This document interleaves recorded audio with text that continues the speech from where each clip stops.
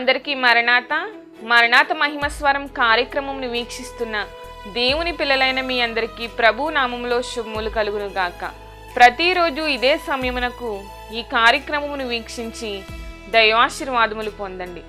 ఇప్పుడు pastor Samuel Sundar Reddy గారు దేవుని వాక్య వర్తమానమును అందిస్తారు. శ్రద్ధగా ఆలకించండి. దేవునికి స్తోత్రం. అందరికీ మరణాత. దేవుడు మనకు అనుగ్రహించిన ప్రాముఖ్యమైన సమయంలో దేవుని వాక్యాన్ని ధ్యానించుకుందాము. ముందుగా చిన్న ప్రార్థన చేసుకుందాము. మహాపరిశుద్ధుడ, మహాగణుడ, మహిమగల దేవ, ప్రేమ స్వరూపి, దయగల యేసు క్రీస్తు ప్రభువా, నీ ఘనమైన నామానికి వందనాలు, స్తోత్రాలు, స్తుతులు చెల్లించుకుంటున్నాం. ప్రాముఖ్యమైన సమయంలో ప్రభువా నాయన నీ మాటలు వినాలని తండ్రి మేమందరము ఆశపడుచు ఉన్నాము. దేవా నీకు స్తోత్రాలు. ఆశపడే ప్రాణమును తృప్తిపరచువాడు నీవు మాత్రమే కనుక దేవా కొద్ది నిమిషములు నీ వాక్యము ద్వారా మాతో మాట్లాడండి ప్రభువా. నీ వాక్యముఖముగా తండ్రి మమ్మలను దర్శించండి దేవా. నీ బిడ్డలకు ప్రభువా ఏ మాటలు కావాలో ఆ మాటలను వినిపించమని. నీ మాటలో శక్తి ఉన్నది, నీ మాటలో బలము ఉన్నది, నీ మాటలో నెమ్మది ఉన్నది, నీ మాటలో ఓదార్పు ఉన్నది కనుక దేవా నీ మాటలతో ప్రభువా నీ మహిమ కార్యాలను తండ్రి మా పట్ల జరిగించుమని త్వరగా పెండ్లి కుమారుడుగా రానయ్యున్న యేసు క్రీస్తు వారి నామములో అడిగి వేడుకొనుచున్నాము పరమ తండ్రి, ఆమేన్. దేవనామమున మీ ఎల్లరికూ కూడా శుభములు కలుగునుగాక. దేవునికి స్తోత్రం. అందరూ బాగున్నారా? మరి సమయానికి వాక్యము వినాలని వేచి ఉన్నటువంటి మీ అందరినీ కూడా ప్రభు మెండుగా ఆశీర్వదించునుగాక. మీకున్నటువంటి బాధలు, బలహీనతలు, ఇబ్బందులు అన్నీ కూడా ఆయన తొలగించి సంతోషము, సమాధానము మీ అందరికీ అనుగ్రహించునుగాక. ఆమేన్. మరి ఈరోజు ఒక అద్భుతమైనటువంటి అంశాన్ని చెప్పాలని ఆశపడుతూ ఉన్నాను. పరిశుద్ధ గ్రంథములో ఎన్నో విషయాలు మనము నేర్చుకోవాల్సినటువంటి విషయాలు ఉన్నాయి. ఈ మాటల ద్వారా మనము ఆధ్యాత్మికంగా కూడా బలం పొందుకుంటాం, ఆత్మీయంగా కూడా మనము బలపరచబడతాం. పరిశుద్ధ గ్రంథములో కొండలు, చాలా కొండలు మనకు కనబడుతూ ఉన్నాయి. పర్వతాలు కావచ్చు, కొండలు కావచ్చు. ఈరోజు నేను కొన్ని ప్రాముఖ్యమైనటువంటి కొండల గురించి మాట్లాడాలని ఆశపడుతూ ఉన్నాను. 7 కొండల గురించినటువంటి చరిత్ర పరిశుద్ధ గ్రంథంలో మనము చూసినట్లయితే, అంటే చాలా కొండలు ఉన్నాయి కానీ నేను మట్టికి ఒక 7 కొండల్ని మరి వాక్యముగా చెప్పాలని ఆశపడుతూ ఉన్నాను. వీటి గురించి మనము లోతుగా నేర్చుకునే ప్రయత్నం చేద్దాం. ఈ కొండలు మనం ఎక్కవలసిన వారమై ఉన్నాం. కొండ చాలా అద్భుతమైనటువంటి విషయము మనకు బయలుపరుస్తూ ఉంది. కొండ మనకు గొప్ప అండ. ఎండ వస్తే కొండయే మనకు నీడగా మారుతుంది అంటారు చాలామంది. అంటే ఎండ అంటే శ్రమలు వస్తే ఈ కొండే మనకు నీడగా మారుతుంది. అందుకనే కదా నా కొండ, నా కోట అని దావీదుగా చెప్తూ ఉంటారు. నా కాపరి, నా రక్షణ శృంగమా, నా బలమా, నా కోట, నా కొండ అని ఆయన చాలా అద్భుతంగా దేవుణ్ణి మరి వర్ణించినటువంటి విధానము మనం చూస్తూ ఉన్నాం. దేవుని మహిమ కలుగును గాక. కాబట్టి కొండల తట్టు నా కన్నులెచ్చునా, నాకు సహాయం ఎక్కడి నుండి వచ్చి దొరుకును అనేటువంటి మాట కూడా మనకు తెలుసు. దేవునికి స్తోత్రం. మరి ఈరోజు పరిశుద్ధ గ్రంథంలో ఉన్నటువంటి 7 రకాల కొండల గురించి మనం చూసినట్లయితే, మొట్టమొదటిగా మనకు కనబడుతుంది మౌంట్ ఆఫ్ అరారాత్. అంటే అరారాతు కొండ. మొట్టమొదటిగా మనకు కనపడేటటువంటి కొండ అరారాతు కొండ. ఈ కొండ గురించి మరి ఆదికాండం 8వ అధ్యాయము 4వ వచనంలో రాయబడింది. పరిశుద్ధ గ్రంథములో 4 సందర్భాల్లో ఈ కొండ ప్రస్తావన మనం చూస్తాం. దీనిలో మొట్టమొదటిగా చెప్పబడినటువంటి సందర్భము ఆదికాండం 8వ అధ్యాయము 4వ వచనం. ఆదికాండం 8వ అధ్యాయము 4వ వచనం అంటే జలప్రలయము తర్వాత ఇక్కడ చెప్పబడినటువంటి ప్రస్తావన. ఈ అరారాతు కొండ అనగానే నోవాహు గారి యొక్క కుటుంబం మనకు జ్ఞాపకం రావాలి. ఈ అరారాతు కొండ అనగానే ఓడ జ్ఞాపకము రావాలి. ఎందుకు అంటే జలప్రలయము తర్వాత ఈ ఓడ వెళ్ళి అరారాతు పర్వతం మీద ఆగినట్టుగా పరిశుద్ధ గ్రంథము మనకు సెలవిస్తూ ఉంది. చదువుదాం. ఆదికాండ గ్రంథము 8వ అధ్యాయము 4వ వచనము. 7వ నెల 17వ దినమున ఓడ అరారాతు కొండల మీద నిలిచెను. ఓడ ఎక్కడ నిలిచింది అంటే అరారాతు కొండల మీద నిలిచింది. అరారాతు అనేటటువంటి మాటకు అర్థము శాప నివారము లేక సృష్టి అని అర్థం. ఈ అరారాతు అనేటటువంటి ఈ కొండ ఎక్కడ ఉంది అంటే కనాను దేశ సమీపమందున్న ఒక ప్రాంతములో ఇది కనబడుతూ ఉంది. దేవునికి స్తోత్రం. మరి ఈ అరారాతు కొండ దేన్ని చూపిస్తుందంటే రక్షణను చూపిస్తూ ఉంది. ఇది రక్షణ కొండగా ఈ కొండ మనకు కనబడుతూ ఉంది. ఈ అరారాతు కొండ మీద నోవాహు కుటుంబముతో కలిగి ఉన్న ఓడ నిలిచి ఉంది. ఈ ఓడ దేన్ని చూపిస్తుందంటే రక్షణను చూపిస్తూ ఉంది. నోవాహు ఓడలో మనం గమనించవలసినటువంటి విషయాలు ఒక 4 విషయాలు నేను మీకు జ్ఞాపకం చేస్తాను. ఈ నోవాహు ఓడ, ఈ ఓడ అనేది మొట్టమొదటిగా ప్రభువైన యేసుక్రీస్తుని సూచిస్తూ ఉంది. రెండవది దేవుని సంఘమును ఇది సూచిస్తూ ఉంది, అనగా సూచనగా ఉంది. ఈ ఓడ అనేది ప్రభువైన యేసుక్రీస్తు వారికి సూచనగా ఉంది, అలాగే దేవుని సంఘమునకు సూచనగా ఉంది. మూడవది ఈ ఓడ నీటి బాప్తిస్మమునకు సూచనగా ఉంది. నాలుగవది ఈ ఓడ పరలోక రాజ్యమునకు సూచనగా ఉంది. ఈ ఓడ దీనినే రక్షణ ఓడ అంటారు. ఈ రక్షణ ఓడ వెళ్ళి అరారాతు కొండ మీద నిలిచింది. అంటే ఈ కొండ మీద నిలవబడే అనుభవము ఏమిటి అంటే కనుక రక్షణ అనుభవము. ప్రతి ఒక్కరూ కూడా రక్షణ అనేటటువంటి ఈ అరారాతు కొండ ఎక్కవలసినదే. దేవునికి స్తోత్రం. ఈ అరారాతు అనేటటువంటి ఈ కొండ చాలా ఎత్తైనటువంటి కొండ. భూమి నుంచి గమనించినట్లయితే కనుక ఈ ఓడ ఎంత ఎత్తులో ఆగింది అంటే కనుక 9680 అడుగుల ఎత్తులో ఈ ఓడ ఆగినట్టుగా మరి చరిత్ర చెబుతూ ఉంది. 9680 అడుగుల ఎత్తు సామాన్యమైన విషయం కాదండి. ప్రపంచంలో అంతమంది ఉండగా కేవలము నోవాహు కుటుంబం మాత్రమే రక్షింపబడింది. మిగిలిన వారందరూ ఏమైపోయారు? జలప్రలయములో జల సమాధి అయిపోయారు, తుడిచిపెట్టబడ్డారు. గమనించాలి, దేవుడు సృష్టి చేశాడు, కానీ పాపము మొదలైన తరువాత పాపము పెరిగిపోయింది. ఆదాము ద్వారా, అవ్వమ్మ ద్వారా పాపము, దేవుని మాట అతిక్రమించడం, పాప బీజం మొదలైంది. వారికి పట్టినటువంటి కుమారుల్లో కయ్యను తన సొంత తమ్ముడైనటువంటి హేబేలును చంపేయడము, కోపము ద్వారా అత్యాగ్రహము రావడముతో, అసూయతత్వము కలగడముతో, అంటే పాపము ఇవన్నిటికీ కూడా మూల కారణమైపోయింది.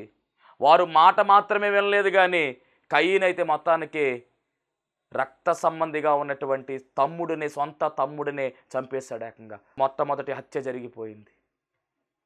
కయ్యను బయటికి నెట్టివేయబడ్డాడు. ఇక పాపం ఆగుద్దా? కొనసాగుతా వచ్చింది. ఎంతవరకు వెళ్ళిపోయిందంటే చాలా భయంకరమైనటువంటి దుస్థితికి చేరుకున్నారు అందరూ కూడా.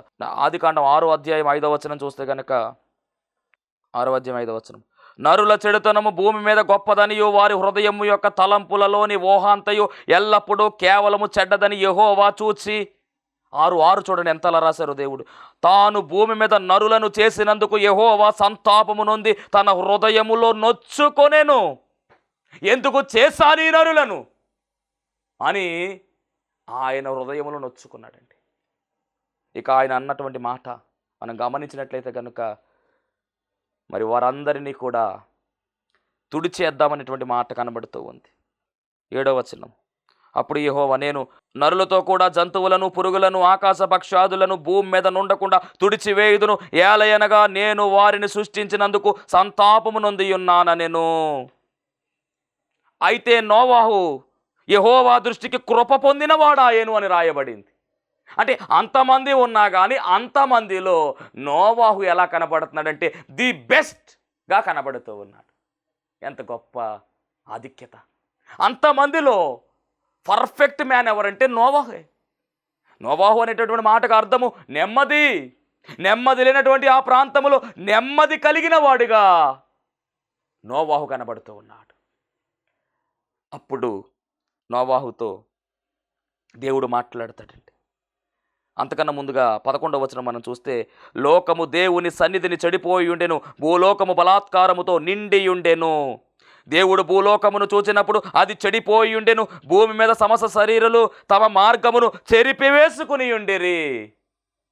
ఎంత భయంకరమైనటువంటి దుష్టత్వముతో నిండిపోయింది భూమి అంతా కూడా. ఆ సమయంలో భూమిని తుడిచేద్దాము, సమస్త మానవాళ్ళని తుడిచేద్దాము అనే ఆలోచన ఆయనకు వచ్చినప్పుడు అక్కడ నీతిమంతుడు ఒక్కడే కనబడుతున్నాడు. ఎవరు అంటే నోవాహు. వెంటనే దేవుడు నోవాహుతో మాట్లాడుతూ ఉన్నాడు. దేవుడు నోవాహుతో, సమస్త శరీరుల మూలముగా భూమి బలాత్కారముతో నిండి ఉన్నది గనుక నా సన్నిధిని వారి అంతము వచ్చి ఉన్నది. నా సన్నిధిని వారి అంతం వచ్చి ఉన్నది. ఇదిగో వారిని భూమితో కూడా నాశనము చేయుదును. చితిసారపు మ్రానుతో నీ కొరకు ఓడను చేసుకొనుము. నిన్ను మాత్రమే రక్షిస్తాను. అంత మాత్రమే కాదు, నీ కుటుంబాన్ని కూడా, నీ బట్టి నీ కుటుంబము కూడా రక్షింపబడుతుంది. ఒక ఓడ చేసుకో, ఒక ఓడ తయారు చేయి. దాని యొక్క పొడవెంత, ఎత్తెంత, లోతెంత, ఎలా ఉండాలి, ఏ స్ట్రక్చర్ చేయాలి, 3 అంతస్తులతో చేయమంటాడు దేవుడు. అంటే ఆ ఓడలోనికి నీవు మాత్రమే కాదు, నీ భార్య, నీ కుమారులు, నీ యొక్క కోడళ్ళు. నోవాహు, అతని భార్య, అలాగే 3 కుమారులు, 3 కోడళ్ళు, 8 మంది దాంట్లోకి వెళ్తారు. ఇంకా చెప్తారు, కొన్ని జంతువులు వస్తాయి, పక్షులు వస్తాయి, అవన్నీ కూడా అక్కడికి వస్తాయి. వాటిని కూడా లోపలికి చేర్చుకోవాలి. ఓడ చేయడానికి దాదాపుగా 100 ఏళ్ళు పట్టింది. దేవుడు గమనించాలి, నోవాహును దేవుడు ఎందుకు సెలెక్ట్ చేసుకున్నాడు, ఎందుకు నోవాహు నీతిమంతుడిగా మార్చబడ్డాడంటే నోవాహులో ఉన్నటువంటి ది బెస్ట్ లక్షణం ఏమిటంటే దేవుని మాట వినేటటువంటి వాడుగా నోవాహు కనబడుతున్నాడు. చూడండి ఎంత అద్భుతమైనటువంటి మాట. 6వ అధ్యాయము, ఆదికాండం 6వ అధ్యాయము 22వ వచనం, 21వ వచనం చదువు. మరియు తినుటకును నానా విధములైన ఆహార పదార్థములు కూర్చుకుని నీ దగ్గర ఉంచుకొనుము, అవి నీకును వాటికి ఆహారమగును. 22వ వచనం. నోవాహు అట్లు చేసెను, దేవుడు అతనికి ఆజ్ఞాపించిన ప్రకారము యావత్తూ చేసెను. దేనిని విడిచిపెట్టలా. ఓడ చేయడం మాత్రమే కాదు, జంతువులను రానిచ్చాడు. ఏవేవి సమకూర్చమన్నాడు అవన్నీ సమకూర్చుకున్నాడు. ఓడ ఏ విధముగా స్ట్రక్చర్ ఇచ్చాడో అదంతా కూడా మరి నోవాహు జరిగించినట్టుగా, దేవుని మాట విన్నవాడిగా, దేవుని మాటకు విధేయత చూపించిన వాడిగా ఈ నోవాహు కనబడుతున్నాడు. అందుకనే జలప్రలయములో నశించిపోకుండా నిలిచిపోయినటువంటి కుటుంబము నోవాహు కుటుంబము. ఈరోజు నీ జీవితంలో ఆశీర్వాదము కావాలి అంటే, నీ జీవితంలో అద్భుతము జరగాలి అంటే, నీ జీవితంలో ఆయన యొక్క కార్యాలు నువ్వు అనుభవించాలి అంటే నీవు దేవుని మాట వినాలి.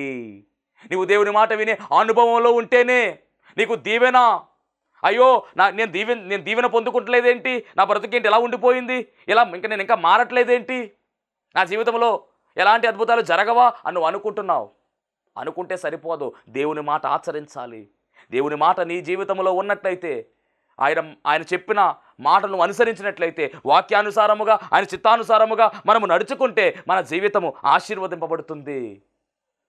కష్టాల్లో, బాధల్లో, కన్నీటిలో ఆయన సహాయం చేస్తాడు. మనకు గొప్ప సహాయకుడుగా ఆయన ఉన్నాడు. మనకు సహాయం ఎక్కడి నుంచి వస్తుందంటే ఆయన సహాయం చేయాలి మనకి. ఇప్పుడు నోవాహు జీవితంలో మనం గమనించినట్లయితే ఓడ చేయాలన్నాడు, ఓడ చేసేసాడు. 100 సంవత్సరాలు పట్టింది. ఈ 100 సంవత్సరాల్లో అనేక రకాలుగా ప్రజలు అనేకమైనటువంటి ప్రశ్నలు నోవాహుకు వేసే ఉండొచ్చు. ఇంకా చెప్పాలి అంటే కుటుంబంలో ఉన్నటువంటి వారు కూడా ప్రశ్నలు వేసే ఉండొచ్చు. ఎందుకంటే దేవుడు చెప్పిన మాట జల ప్రళయం వస్తుంది అన్నాడు. అప్పటికి వర్షము కూడా లేదే. పైగా నోవాహు ఓడ ఎక్కడ చేస్తాడంటే ఊరు మధ్యలో చేస్తూ ఉన్నాడు. ఓడ ఎక్కడ చేయాలంటే సముద్ర తీరంలో చేయాలి. ఊరు మధ్యలో చేస్తూ ఉన్నాడు. అందరూ కూడా ఎగతాళి చేశారు. అయినా కానీ ఎవరిని పట్టించుకోలేదు, అందుకని నోవాహు నీతిమంతుడిగా ఎంచబడ్డాడు. అంతమంది ఉన్న నోవాహు మాత్రమే నీతిమంతుడిగా ఎంచబడ్డాడు. కారణం ఏమిటంటే నోవాహు ఎలాంటి పరిస్థితులు వచ్చినా కానీ నిలవబడిపోతాడు, దేవుని మాటకు విధేయత చూపిస్తాడు అనేటటువంటి ఆలోచన దేవుడు ముందుగానే కలిగి ఉన్నాడు. ఎవరు ఎన్ని అన్నా కానీ చెదిరిపోని విశ్వాసము. నోవాహు విశ్వాసము ఎలాంటిదంటే చెదిరిపోని విశ్వాసము. 100 మంది 100 రకాలుగా చెప్పినా దేవుని పని మాత్రమే నేను చేయాలి, దేవుని ఉద్దేశమే నా ఉద్దేశము, దేవుని చిత్తమే నా చిత్తము, దేవుని మాటే నా మాట అనే ఒక ఉద్దేశము కలిగి నోవాహు ఉన్నాడు కాబట్టే నీతిమంతుడుగా ఎంచబడ్డాడు. అంత మాత్రమే కాదు, ఓడలోనికి అతనితో పాటు కుటుంబము కూడా ప్రవేశించింది, రక్షింపబడ్డారు. దేవునికి మహిమ కలుగునుగాక. మొత్తం మీద దేవుడు చెప్పిన పని చేసేసాడండి. చేసిన తర్వాత 7వ వచనం చూస్తే కనుక యెహోవా ఈ తరము వారిలో నీవు నా ఎదుట నీతిమంతుడు అయ్యుండుట చూచి తిని. ఈ మాట మనం అనిపించుకోవాలి. పరలోక రాజ్యము ఊరికే రాదు. పరలోక రాజ్యంలోనికి మనం వెళ్ళాలి అంటే వెళ్ళిపోదాం అంటే వెళ్ళలేం. ఆయన మాటను అనుసరించి ఆయన చిత్తాన్ని జరిగించు వారే ఆ రాజ్యములో ఉంటారు. నీ మాట నీ ఇష్టం, నీ చిత్తం నీ ఇష్టం, నా పని నా ఇష్టం అని నువ్వు అనుకుంటా నీ ఇష్టాన్ని చేసుకుంటా వెళితే ఖచ్చితంగా కష్టకాలంలోకి వెళ్ళిపోవాల్సి వస్తుంది. నువ్వు ఈ భూలోకంలో సుఖంగా ఉంటావేమో, కానీ యాతన పడిపోతావు అక్కడ. వాక్యం వింటున్న దైవ జనాంగమా, దైవ భయము లేకుండా, దేవుని మాట వినకుండా నీ ఇష్టానుసారముగా నీకు నచ్చినట్టుగా చేసుకుంటే దేవుడు ఊరుకోడు. ఒకరోజు రాబోతూ ఉంది, తీర్పు రాబోతూ ఉంది.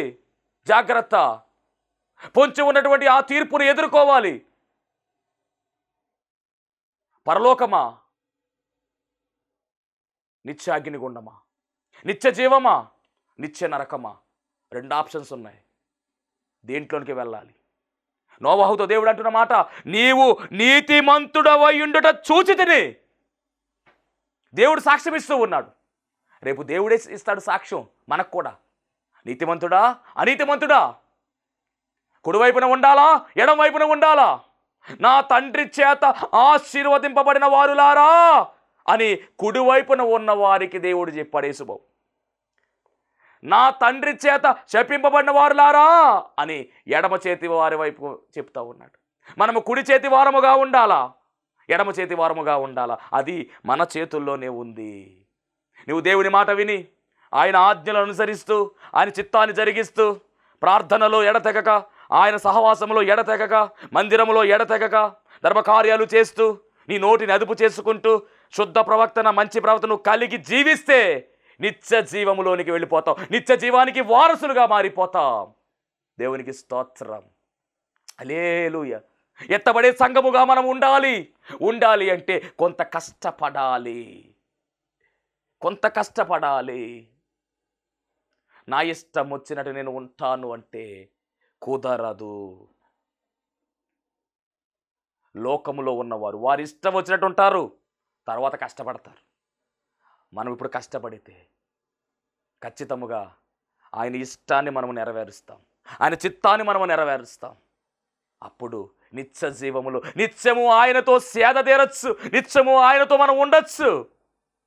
అట్టి ధన్యత మనం పొందుకోవాలి. ఇక్కడ నోవాహు గురించి దేవుడు ఇచ్చినటువంటి సాక్ష్యం ఎంత అద్భుతంగా మాట్లాడుతున్నాడో చూడండి ఒకసారి. యెహోవా అంటున్నటువంటి మాట, ఈ తరము వారిలో నీవు నా ఎదుట నీతిమంతుడవై ఉండుట చూచి తిని.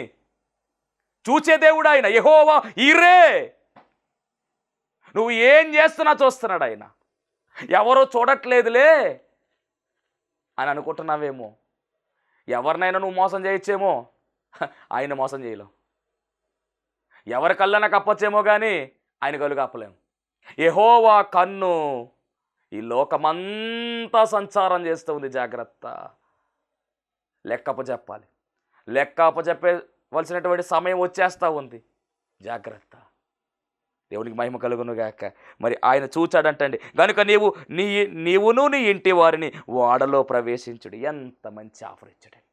అంటే నోవాహు ఓడ చేస్తున్నప్పుడు తన భార్య కూడా సహకరించింది, తన పిల్లలు కూడా సహకరించారు, కోడండ్రు కూడా సహకరించారు.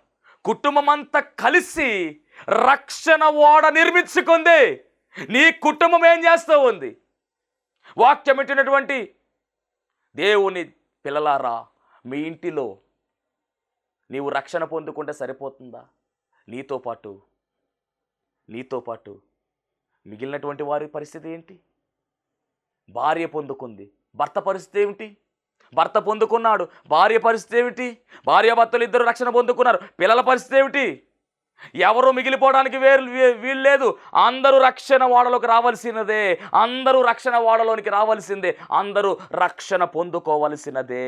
తర్వాత చూద్దాంలేండి, తర్వాత అనే మాట ఉండకూడదు. త్వరగా అనే మాట చెప్పాడు దేవుడు బైబిల్ గ్రంథములో. జక్కయ్యా త్వరగా దిగు అన్నాడు తప్ప జక్కయ్య స్లోగా దిగు, తర్వాత దిగు, నేను ముందుకు వెళ్ళాక దిగు అనలేదు. జక్కయ్య త్వరగా దిగు, నేడు నేను నీ ఇంట నుండవలసి ఉన్నది. త్వరగా, ఇదిగో నేను త్వరగా వచ్చుచున్నాను. త్వరగా అనే మాట క్రైస్తవుడు జీవితంలో ఉండాలి. త్వరపడాలి. దేవునికి మహిమ కలుగును గాక. చురుకుదనము కలిగి ఉండాలి. చురుకుదనము కలిగి ఉండడం గొప్ప భాగ్యము. ఎబ్రీ స్త్రీలు చురుకైనటువంటి వారు. త్వరగా అనే మాట మన జీవితంలో ఉండాలి. చాలామంది రక్షణ అనే మాట అనగానే, బాప్తిసం అనే మాట ఎత్తగానే, ఇంకా సమయం ఉందండి, ఇంకా టైం ఉందండి. ఏం టైం ఉంది? కాలము, సమయము ఆయన చేతిలో ఉంది. ఈలోపే మనం ఏదైనా అయితే రక్షింపబడకుండా, బాప్తిసం పొందుకోకుండా మరణిస్తే మటుకి ఇంకా చేసేది ఏమీ లేదు. నువ్వు మందిరానికి వస్తున్నావు బాగానే ఉంది, ప్రార్థనలో ఏకీభవిస్తున్నావు బాగానే ఉంది, దశమ భాగం ఇస్తున్నావు బాగానే ఉంది, కానుకలు ఇస్తున్నావు బాగానే ఉంది, ఎక్కడ ప్రార్థన పెడుతున్నా వెళుతున్నావు బాగానే ఉంది. కానీ ఒకటే కొదువైపోయింది, రక్షింపబడలేదు ఇంకా నీవు. ఎప్పుడు రక్షణ పొందుకుంటావు? వాక్యం బిడ్డ చెల్లమ్మ, దేవునితో మాట్లాడుతున్నాడు. తమ్ముడు, దేవునితో మాట్లాడుతున్నాడు. ఎంతకాలం వాయిదా వేస్తావు? గత సంవత్సరం మాట ఇచ్చావు, ఈ సంవత్సరం తీసుకోవాలి. ఖచ్చితంగా మారు మనసు పొందుకుని, పాప క్షమాపణ పొందుకుని బాప్తిస్మ కార్యక్రమంలోనికి రావాలి, రక్షణ అనుభవంలోకి రావాలి. ఇప్పుడు ఈ నోవాహు కుటుంబం అంతా కూడా రక్షణ అనుభవంలోకి వచ్చేసారు. భయంకరమైన పరిస్థితి చుట్టూ ఉంది, భయంకరమైనటువంటి పాపం చుట్టూ ఉంది, దుష్టత్వంలో ఉన్నారు, ఘోర దుష్టత్వంలో ఉన్నారు వాళ్ళందరూ కూడా, ప్రజలందరూ కూడా. ఇక దేవుని ఉద్దేశం ఏమిటంటే మొత్తం తుడిచేద్దాం అనుకుంటున్నాడు. కానీ నోవాహు, అతని భార్య, 3 కుమారులు, 3 కోడళ్ళు, అంతే. 8 మంది తప్ప మిగిలిన వారందరూ కూడా తుడిచిపెట్టబడే సమయం వచ్చేసింది. దేవుడు సమయం ఇచ్చాడు, 100 సంవత్సరాల సమయం. వాడ చేస్తూ ఉంటే అందరూ అడుగుతూ ఉన్నారు, ఏంటి నోవాహు, ఏంటి ఇది చేస్తున్నామని అడుగుతూ ఉంటే అప్పుడు చెబుతున్న మాట ఏమిటంటే, ఇదిగో జలప్రలయం రాబోతా ఉంది, దేవుడు మొత్తం తుడిచేద్దాం అనుకుంటున్నాడు. జాగ్రత్త, చాలా జాగ్రత్తగా ఉండాలి మనం. కాబట్టి ఓడ తయారు చేయమన్నాడు దేవుడు అని చెప్తే అప్పుడు వాళ్ళు అంటున్నారు కదా, నిజమా? జలప్రలయం వస్తుందా? తుడిచేస్తాడా దేవుడు అని యథాకారంగా మాట్లాడిన వారు కూడా ఉండవచ్చు. ఇప్పుడు కూడా మాట్లాడుతున్నారండి. ఇప్పుడు కూడా మాట్లాడేవారు అనేక మంది ఉన్నారు. నోవాహు దినములు ఎలాగున్నావో ఇప్పుడు ఈ దినములు కూడా అలాగే ఉన్నవి. దుర్దినములు మొదలైపోయి, అంచె దినములు మొదలైపోయాయి, చెడిపోయిన కాలం మొదలైపోయింది. జనులు ఇష్టానుసారముగా నోవాహు తరములో ఉన్నట్టుగానే ఈ తరములో కూడా ఉన్నారు. దైవజనుడు వాక్యం దాన్ని కించపరిచినట్టుగా మాట్లాడడం, రాకడ గురించి మాట్లాడుతూ ఉంటే జరుగుద్దా అనేటటువంటి అనేవారు కొంతమంది, జరిగిపోయింది అనేటటువంటి వారు కొంతమంది, ఎవరు చూసొచ్చారు అనేటటువంటి వారు కొంతమంది, పరలోకం గురించి మాట్లాడుతూ ఉంటే ఎవరు చూసొచ్చారు అనేటటువంటి వారు కొంతమంది. ఆ కాలంలో కూడా ఇలాగే మాట్లాడారు. ఇలా మాట్లాడిన వారందరూ కూడా ఏమైపోయారు తెలుసా? జలప్రలయం వచ్చి మొత్తం తుడిచిపెట్టబడిపోయారు. రాబోతున్నటువంటి రోజులు కూడా అలాగే జరగబోతుంది. ఎవరైతే రక్షణ ఓడలోనికి వస్తారో వారు మాత్రమే రక్షింపబడతారు. గమనించాలి. ఈ మాటలు కొంచెం నొప్పించవచ్చు, కానీ బాధ కలిగించవచ్చు, కానీ చెప్పాలి. ఉన్న విషయాన్ని చెప్పవలసినటువంటి పని దేవుడు మాకు అప్పగించాడు. దేవునికి మహిమ కలుగును గాక. ఎప్పుడు ఆశీర్వాదమే కాదు, ఈ విషయాలు కూడా తెలియచేయాలి. మరి నోవాహు ఓడ అరారాతు కొండ మీద ఆగింది. దానికన్నా ముందు ఏం జరిగింది అంటే కనుక, దేవుడు ఓడ నిర్మించమంటే నోవాహు 100 సంవత్సరాలు ఓడ నిర్మించాడు. ఇక్కడ ఓడ కడుతూ ఉంటే అతని భార్య కుటుంబాన్ని కట్టుకుంది. చక్కని కుమారులు, 3 కుమారులు, తండ్రికి విధేయత చూపించిన కుమారులు. వారి గురించి మాట్లాడితే నిజంగా అద్భుతమైన విషయాలే మాట్లాడాలి. తండ్రి మాటకు విధేయత చూపించినటువంటి కుమారులు వారు. తండ్రి చెప్పాడు, దేవుడు నాకు కనబడి చెప్పాడు రా ఓడ చేయమన్నారంటే వాళ్ళు కూడా సరే నాన్నగారు అన్నారు తప్ప లోకం వైపు చూడలా, లోకము చెప్పే మాటలు వినలా. తండ్రి మాటే వాళ్ళు గురిగా కలిగి ఉన్నారు. ఇలాంటి కుమారులు ఉన్నారు ఈరోజు. వాక్యం వింటున్నటువంటి దేవుని బిడ్డలారా, సహోదరులారా, వింటున్నారా మీ తండ్రి మాట? వింటున్నావని తల్లి మాట? తల్లి తండ్రులను సన్మానించమని వాక్యము సెలవిస్తూ ఉంది. నీ తండ్రిని తల్లిని సన్మానించము అంటే దండేసి దండం పెట్టుకొని నోట్లో స్వీట్ ఎట్టి కాలికి దండం పెట్టుకోవడమా? కాదు కదా. డేస్ చేస్తూ ఉంటారు, ఫాదర్స్ డే, మదర్స్ డే. ఆ రోజు మాత్రమే సాల్వా కప్పుతారు, దండేస్తారు. ఇలా అంటున్నానని ఫీల్ అవ్వద్దు. దండేసి దండం పెట్టి సాల్వ వేసేస్తాం వల్ల వచ్చేదేమీ లేదు. నీ తల్లిని తండ్రిని సన్మానించడం అంటే వారి మాట గౌరవించాలి, వారి మాట వినాలి. నువ్వు చెప్పేదేంట్లే అనేటటువంటి వారు ఉన్నటువంటి సమాజం ఇది. మరి ఆ రోజు నోవాహు కుమారు అలాగల్లా అనలేని కారణంగానే దేవుడు చేర్చుకున్నాడు వారిని ముగ్గురిని కూడా, లేకపోతే వారిని కూడా తీసిపడేద్దును. ఒకవేళ అలాగున్నావేమో జాగ్రత్త. నీ తల్లి ఉపదేశం విను, నీ తండ్రి ఉపదేశం విను, తల్లిదండ్రులు సన్మానించుము, వారికి లోబడి జీవించు. ఇవన్నీ కూడా పరిశుద్ధ గ్రంథంలో ఉన్నాయి. ఇవన్నీ పాటించాలి, ఇవన్నీ అనుసరించాలి. ఇవన్నీ అనుసరిస్తేనే మనం పరలోక రాజ్యం వెళ్ళగలం. తేలిక రాదు పరలోక రాజ్యం. దేవుని మహిమ కలుగును గాక. చాలా జాగ్రత్త, చాలా జాగ్రత్త. ఏదైనా ఒక వస్తువు మనం కొనుక్కోవడానికి బజార్లో ఒక కుర్చీ కొనాలంటే దాన్ని ఎంత పరిశీలన చేస్తామో, దాని రంగు చూసుకుంటాం, ఎక్కడైనా డ్యామేజ్ ఉందేమో చూసుకుంటాం, దాని క్వాలిటీ చూసుకుంటాం, దాని రేటు మాట్లాడుకుంటాం, దానికోసం ఎంతగానో చూసి పరిశీలించి ఇంటికి తీసుకొస్తాం. ఒక కుర్చీ మహా అయితే ఒక 2 ఏళ్ళు ఉంటుంది, లేకపోతే 3 ఏళ్ళు ఉంటుంది అంతే. తర్వాత దాన్ని తీసుకెళ్ళి ఇరిగిపోతే తీసుకెళ్ళి పక్కన పడేస్తాం. అంటే మన ఇంట్లోకి తెచ్చుకుని కుర్చీని ఎంత పరిశీలన చేస్తామంటే పరలోక రాజ్యంలో మనల్ని నిత్యము పెట్టుకోవడానికి ఆయన మన మీద ఎంత పరిశీలన చేస్తున్నాడో, ఎంత పరిశోధన చేస్తున్నాడో గమనించాలి. మనం వారికి నచ్చాలి కదా. కుర్చీ తేవాలంటే కుర్చీ మనకు నచ్చాలి. ఒక వస్తువు మనకు నచ్చితే తెచ్చుకుంటాం, లేకపోతే తెచ్చుకోం కదా. అలాగే మనం ఆయనకు నచ్చే వారముగా ఉంటేనే పరలోక రాజ్యం వెళతాం. మహాపరిశుద్ధుడా, మహాగణుడా, మహిమగల దేవ, ప్రేమస్వరూపి దేవా, ఇదిగో నాయన 7 కొండల చరిత్ర. దేవా, ఇదిగో పరిశుద్ధ గ్రంథములో అనేక కొండలు ఉన్నాయి. వాటి యొక్క చరిత్ర మీరు మాతో మాట్లాడారు. దేవా, నీకు వందనాలు. ఒక్కొక్క కొండ ఒక్కొక్క అనుభవాన్ని చూపించింది. ఈ కొండల్లో ఉన్నటువంటి ధన్యత అనుభవాన్ని ప్రభువా మేము నేర్చుకుంటూ, పాటిస్తూ, అనుభవిస్తూ నీ నిత్య రాజ్యములోనికి, పరలోకం అనే కొండ ఎక్కడానికి సహాయం దయచేయమని యేసు నామములో అడుగుచున్నాం పరమ తండ్రి. ఆమేన్. అందరికీ మరణాత. దేవునికి స్తోత్రం. అందరికీ వందన మరణాత తెలియజేస్తున్నాను. మరణాత మహిమస్వరం అనే ఆధ్యాత్మిక కార్యక్రమాన్ని వీక్షిస్తున్న మీ అందరికీ కూడా మరొక పర్యాయము ప్రభు పేర వందన మరణాత తెలియజేస్తూ ఉన్నాను. మరి ఈ కార్యక్రమము ఎంతో ఆశీర్వాదంగా ఉందని, ఈ కార్యక్రమం ద్వారా ఎన్నో మేలు పొందుకున్నామని మరి మీరు అందరూ కూడా ఫోన్ కాల్ చేస్తూ ఉన్నారు. చాలా సంతోషము. ఎన్నో అద్భుత ఆశ్చర్యకార్యాలు దేవాదేవుడు ఈ కార్యక్రమం ద్వారా జరిగిస్తూ ఉన్నారు. దేవుని నామమునికి మహిమ కలుగునుగాక. మరి మీరు చూస్తున్నటువంటి ఈ యొక్క షెడ్ గురించి గతంలో మీకు చెప్పడం జరిగింది. యజమానుడు మరి దీన్ని బేరం పెట్టారని చెప్పేసి, దీన్ని తీసుకుంటే ఇక్కడ ఆరాధన జరుగుతుంది, లేకపోతే మనం బయటికి వెళ్ళాలనేటువంటి పరిస్థితిని మీకు చెప్పినందుకు చాలామంది మరి సహకరించారు. కొంతమంది మరి అమౌంట్ పంపించడం జరిగింది, అలాగే ప్రార్థన చేయడం జరిగింది.